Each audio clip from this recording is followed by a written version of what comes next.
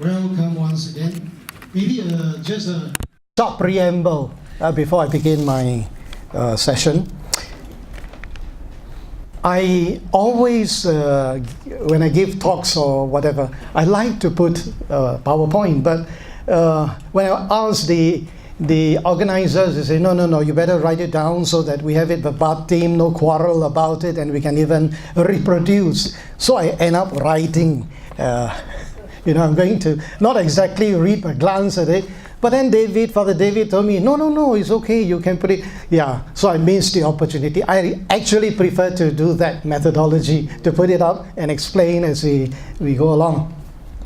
Second is that I will not be actually going through the document point by point. So if you are looking for that kind of methodology, it will not be like that. But rather to look at the whole document and what it has to do with our Catholic way of life, our moral living. Okay, this is a short preamble so that you can be clearer in your expectation. Okay, here we go. So this year we mark the 50th year, the anniversary of the encyclical Humane Vitae issued by Pope Paul VI in 1968. All that needs to be said about Humane Vitae has been said. All that needs to be written about Humane Vitae has been written. What's more for me to add? That was the question I posed to myself, that challenge when I began to prepare for this address. So I want to begin my reflection today by taking as my starting point two significant periods of my life. First, when I was a seminarian studying for the priesthood, and secondly, the almost 30 years now that I have been a priest. Pope Paul VI wrote Humane Vitae in 1968. I was in the seminary from 1981 to 1988. I was ordained a priest in 1989. This means that Humane Vitae was written 21 years before I became a priest. During my 7 years in the seminary, frankly, I never had the chance to study this document in depth. There was no module in the seminary on this document, nor was I required at any time in the seminary formation to read the contents of this important document. All I got was a few ideas, quotations from this document here and there. Even in the module on bioethics and sexual ethics, the teachings in Humane Vitae were simply just glossed over. The lecturer was an imported lecturer, I remember, from India, not from Singapore. The one that taught us medical ethics during my time in the seminary was an imported lecturer. So if seminarians were not given the opportunity to read and to study this document, the situation must have been far worse for the general Catholics in the pews. And to this day, I suspect that many of our Catholics are still ignorant of the encyclical Humane Vitae and what this document really teaches, even after 50 years. I was ordained a priest in 1989. And from 1989 till now, that's almost 30 years of priestly ministry, I must have heard thousands of confessions. And strangely, there was hardly anyone coming into the confessional to confess the sin of contraceptives or using contraceptives. And why is this so? I thought to myself, the reason could be that our Catholics were never taught seriously that using contraceptives is an intrinsic evil and is forbidden by the church. Many Catholics must have thought that it is not a sin and therefore it is all right to use contraceptives in their marriage. The second reason, and perhaps the more probable one, is that our Catholics are indeed aware that the Catholic Church forbids the use of contraceptives. But they have been given the impression that one can dissent from this teaching because it is not an infallibly declared or proclaimed teaching of the Church. So one can therefore use one's conscience to decide for oneself concerning the use of contraceptives. So for these people, for them, faith assent is not needed on this matter. And it is assumed that one is free to use one's conscience to decide for oneself. I'm sure that this kind of thinking was exacerbated by the prevailing teachings of theologians and even confessors, that one is allowed to make a decision on this matter according to one's own conscience. And today, as a lecturer in moral theology, I ask myself, what is the crux of the matter regarding the dissent and the confusion arising from the teachings found in Humane Vitae? I surmise that it is more than just a contraceptive issue. There is a deeper and more troubling issue, and it concerns the understanding of what conscience means. Although it is correct to make decisions on moral issues according to one's conscience, I suspect that many Catholics actually do not know the meaning and the workings of the conscience.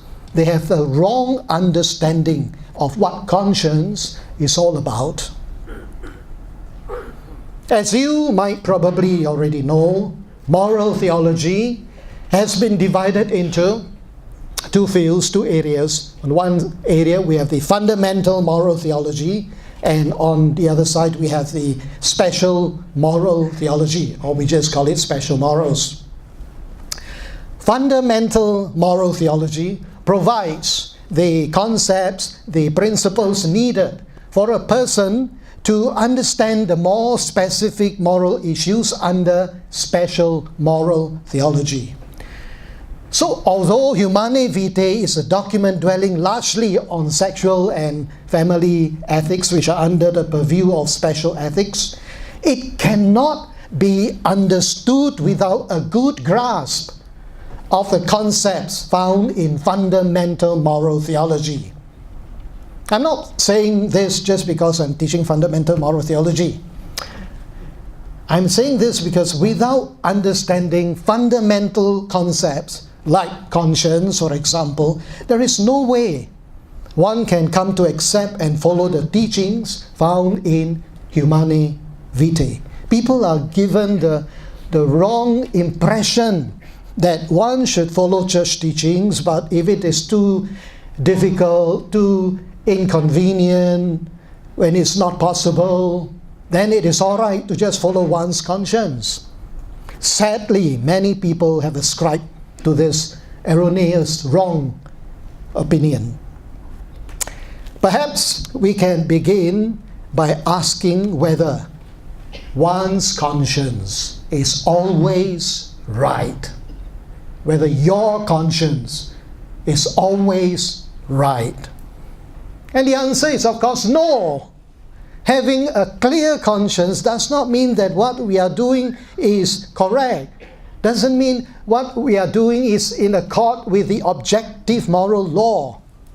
In other words, having a clear conscience does not mean what a person is doing is correct.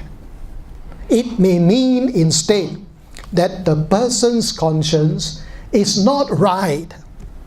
In this case, it simply means that the person does not possess a correct conscience. And the church teaches us that one has the obligation only to obey and to follow a correct conscience. And how can we know that we have a correct conscience to begin with, before we even try to draw from this conscience to make decisions? For a Catholic, the answer is so much simpler than those who are not Catholics, those who are outside the church.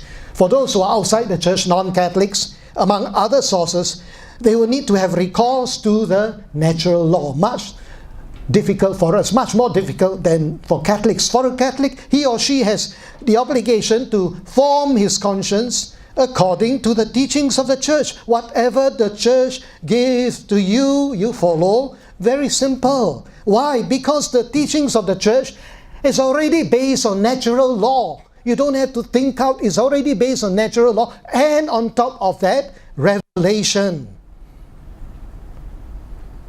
The church have already thought it out for you. It is the teachings of the church that informs and form our conscience and make sure that it is the correct one to begin with. So although it is true that conscience is always subjective, because your conscience and my conscience is not the same, so it's always subjective and personal, but a correct conscience has to be measured against the objective moral truths as revealed to us by God and taught to us by the church. So as I see it, the fundamental issue pertaining to Catholics dissenting from teachings of Humane Vitae is a wrong understanding of what conscience really is. For many people, conscience simply refers to what I feel, what I think. So for these people, if they think that something is right for them, or if they feel that something is right for them, then they say, they conclude it must be the workings of their conscience. For such people, they think that if a decision is a personal one coming from me, then it is automatically the work of a correct conscience. We know this is not true, this is incorrect. In fact, this is the philosophy of relativism, where there is no right, no wrong. Everything is up to the individual person, depending on what he thinks, how he feels. And the end result of this kind of mindset, we know, is situation ethics. I'm throwing a lot of concepts here, but there is no way of making it less easy, because this is a proper conference. Come to CTIS and study moral theology, then we'll have all the concepts explained in detail. So I can't spend another half an hour explaining situation ethics here. But the kind of relativism mentality will lead to situation ethics where absolute truths are denied and replaced by one's feelings and perception. And the philosophy, this kind of philosophy, is best summed up by the position of Friedrich Nietzsche, who says, you have your way, I have my way, the correct way, it does not exist. So in denying that there are absolute truths, these people are left with a vacuum. When you take God away, when you take absolute revealed truth, you take truths away, you are left with a vacuum. And in this vacuum, they extol freedom to become the new absolute. Now, freedom is the new absolute, thus creating a dichotomy between truth and freedom. And Pope John Paul II, in Veritatis Splendor, tells us that it is not the purview of our conscience to decide what truths are. Because truths are given to us, it's given to us. We don't need to use our conscience to decide what is the truth. No need.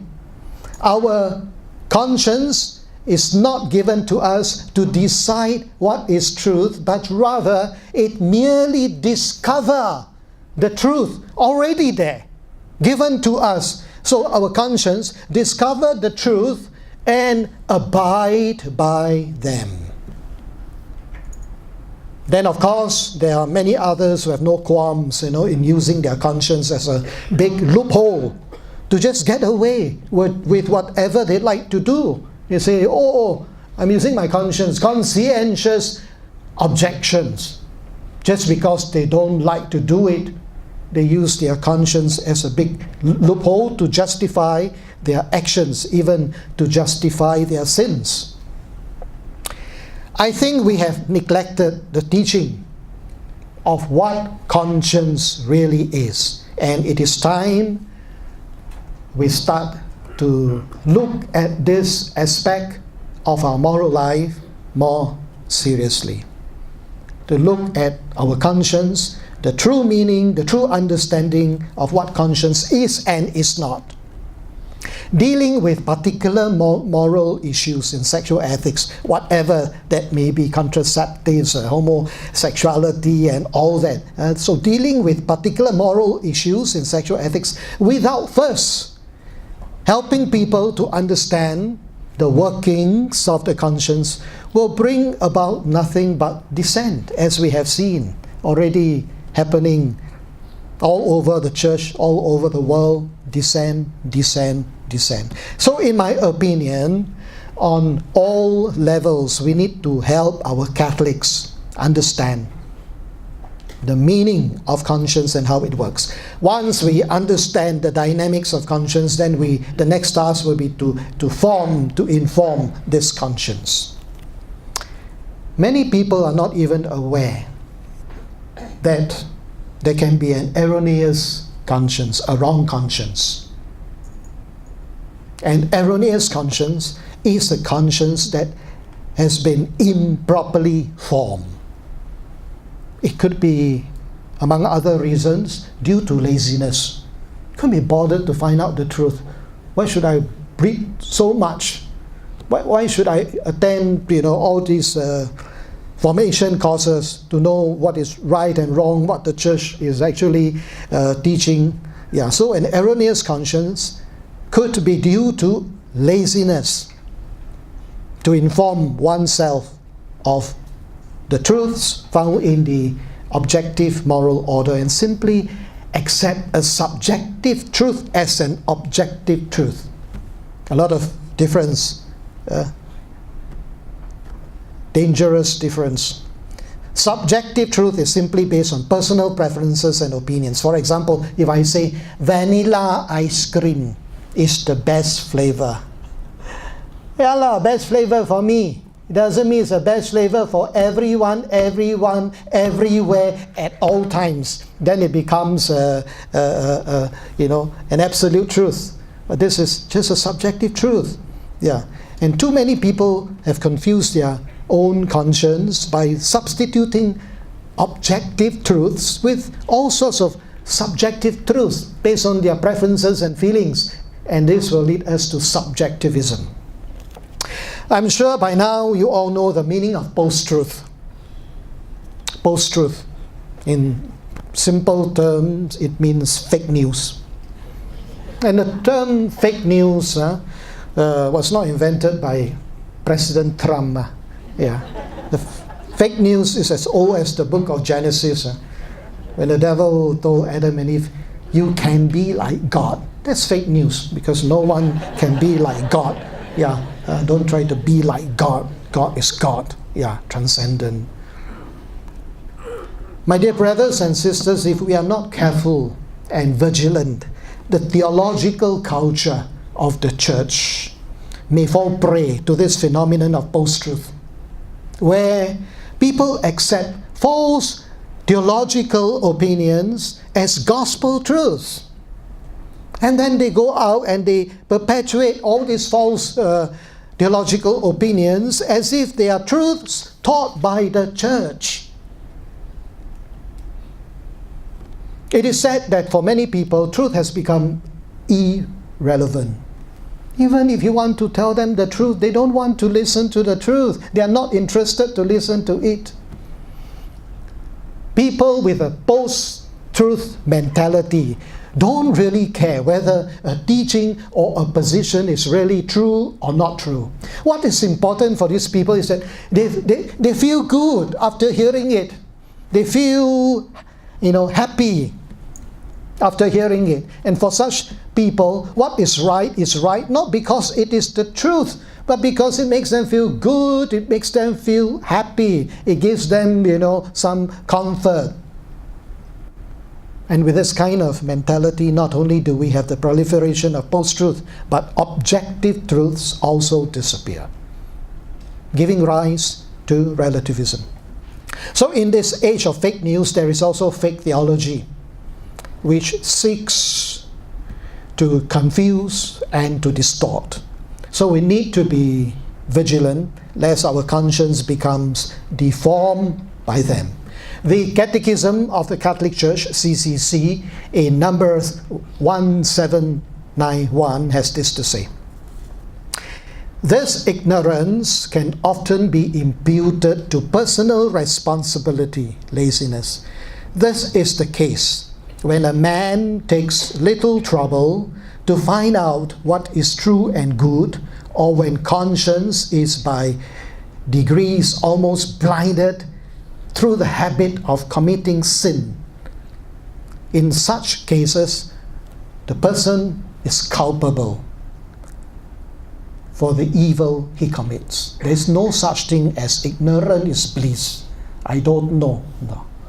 Culpable because it was not difficult for you to find out, but you were lazy. You didn't want to find out. You could not be bothered. The book is there. The information is there, all over on the internet or whatever. But you don't want to find out. You were lazy. You are culpable. Cannot say, "Oh, I didn't know." It is important to teach people that their conscience is not always infallible. Our conscience can be wrong. Our conscience can be mistaken. That is why conscience needs instruction, needs education and formation from the right people and also from the right sources. So it's a mistake to superficially just equate conscience with the voice of God. That's too easy. You can use that to justify whatever actions you want to do. No, that cannot be. Again, the Catechism of the Catholic Church in Numbers 1783, 1792, I'm just throwing a few, but there are a lot, tells us that a well-formed conscience, this is important, listen, a well-formed conscience will never contradict the objective moral law as revealed in Scripture and taught by the Church. A well-formed conscience will never contradict the objective moral law as revealed to us in Scripture and taught to us by the Church. You can ask yourself whether you have a well-formed conscience according to the teachings of the Church and Scripture. Among other sources, it is the Church's teaching that help to form our conscience. So if we allow our conscience to be formed by the Church, there should not be any conflict between church teachings and one conscience. The problem is that we allow our conscience to be formed by erroneous opinions and fake positions put forth by those who have a hidden agenda in presenting what is forbidden by the church as something allowed, correct, acceptable.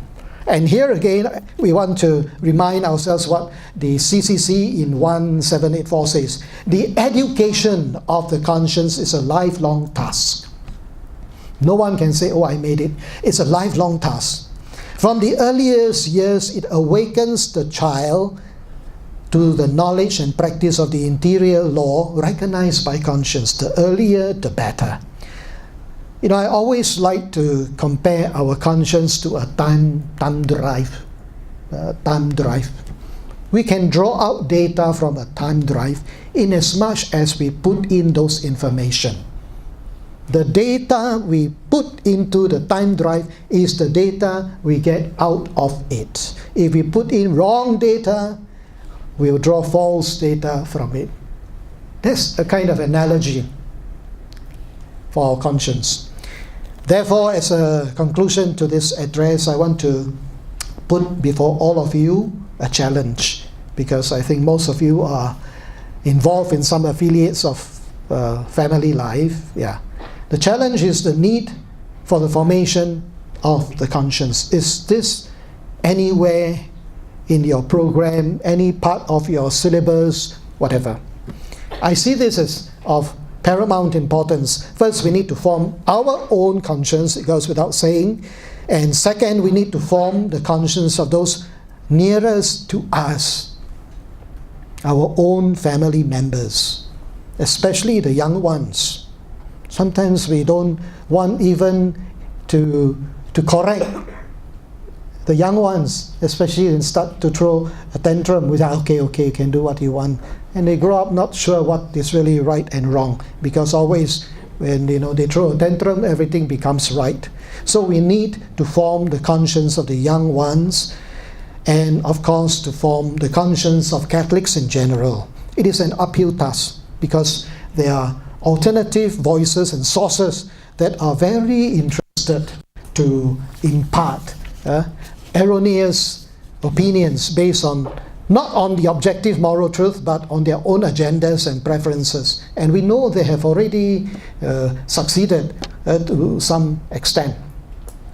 And how do we counter these alternative sources that are erroneously forming the conscience of our Catholics? I suppose our children catechism, we have to relook. I mean, I'm not in charge of catechetics. Yeah.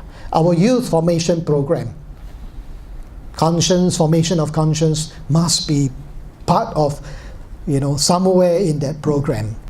Our adult catechesis, RCIA, the forming of the Catholic population at large, must necessarily change. Maybe change is too drastic a word, but tweak, modified. There's been a growing tendency to focus more and more on the experiential dimensions of faith, and this is good, but the doctrinal contents must not be compromised in any way. Our catechesis must not simply be a time of telling stories and sharing personal experiences, emphasizing merely on fellowshipping and encounters. A Catholic catechesis must necessarily impart authentic Catholic moral and doctrinal teachings.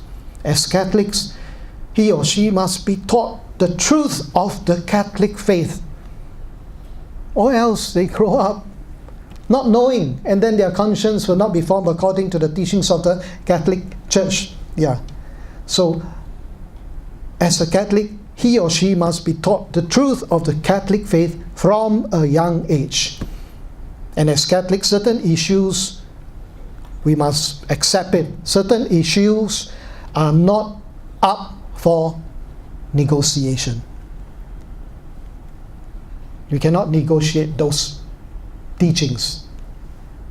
And as James McClendon, one moral theologian, puts it nicely, he says, as Catholics, certain decisions are just not open to us. Don't say I'm using my conscience in this sense. They are just not open to us. Today, a great number of Catholics are afraid to make a definitive stand on certain actions that are intrinsically evil and therefore never justifiable.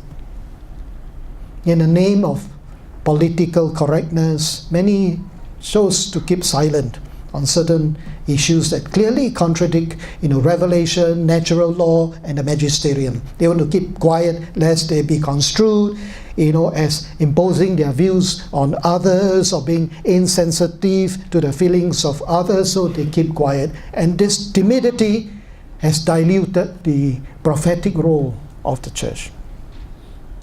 So by now, you'd agree with me that the conflict between one's conscience and church teachings vis-a-vis Humane Vitae can be traced to an ignorance of what the Church truly teaches on faith and morals.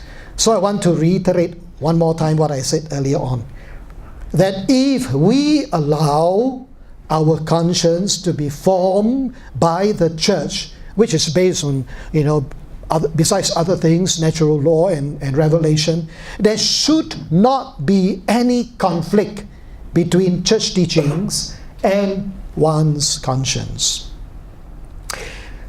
Pope Francis recently said that young people, especially those preparing for marriage, need to enter into marriage with a well-formed conscience. So all of us, especially affiliates of family life, let us make a concerted effort, first, as I said, to form our own conscience and also the conscience of the young, with special attention to those preparing for marriage. And to this end, Humane Vitae remains one of the most important church documents to assist us in this task.